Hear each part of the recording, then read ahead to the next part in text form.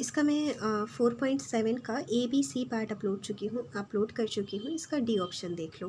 Question दिया हुआ है given A + B + C + D = 0 है, तो इनमें से कौन सा स्टेटमेंट करेक्ट होगा। स्टेटमेंट क्या है, B + C must lie in the plane of A and D if A and D are not collinear.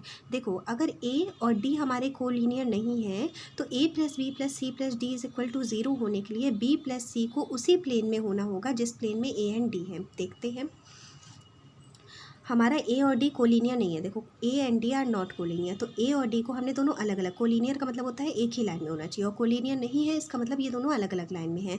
तो A को इस लाइन में हमने बना लिया, D को इस लाइन में बना लिया। अब वो कह रहा है कि अगर हमें ये इसको ज़ीरो करना है तो हमारा क्या होना चाहिए, B + C must lie in the plane of A and D। जिस प्लेन में हमारे A और D है तो B और C को भी उसी प्लेन में होना होगा। देखते हैं, B को हमने ऐसे बना लिया, C को ऐसे बना लिया, इन दोनों का रिजल्टेंट हमारा हो गया B + C। अब अगर इसको ज़ीरो करना है तो इसके लिए B + C को बिल्कुल A और D के प्लेन में ही होना होगा, क्योंकि हम बता चुके हैं कि अगर हमें 1 2 3 वेक्टर का सम अगर हमें ज़ीरो करना है तो वो को प्लेनर होना ज़रूरी है। अगर हमारे A और D एक प्लेन में है और B + C मान लो अगर किसी दूसरे प्लेन में हो जाता तो ये हमारा कभी ज़ीरो नहीं हो सकता। 3 वेक्टर को ज़ीरो करने के लिए तीनों को प्लेनर होना चाहिए, ये पिछली वीडियो में हम क्लियर कर चुके हैं और इसमें यही कह रहा है, मतलब ये स्टेटमेंट तो ट्रू है। अगला इसी से जुड़ा हुआ स्टेटमेंट है and in the line of A and D if they are collinear. ये अगर कोलीनियर है, मतलब A और D कोलीनियर हैं, तो B + C को A और D की ही लाइन पर होना चाहिए। देखते हैं, A और D अब हमने कोलीनियर कर दिए, मतलब दोनों को एक ही लाइन पे बना दिया। B को ऐसे बनाया, C को ऐसे बनाया, तो B और C का रिजल्टेंट B + C किस डायरेक्शन में होगा, इस डायरेक्शन में होगा और इसी लाइन पर होगा।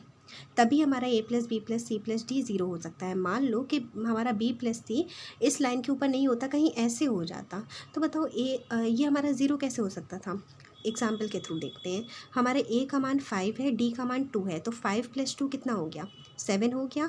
अब इस 7 को कैंसिल करने के लिए हमें -7 चाहिए कि नहीं चाहिए, तो -7 B + C ही तो लाके हमें देगा, तो B + C हमारा इसकी नेगेटिव डायरेक्शन में और इसी लाइन में होगा, तभी तो हमारा A + B + C + D 0 हो सकता है। ठीक है, तो बिल्कुल सही बात वो कह रहा है कि अगर हमें B + C अगर हमें A + B + C + D को ज़ीरो करना है तो हमें इन the line of A and D को B + C को A और D की लाइन में ही होना चाहिए।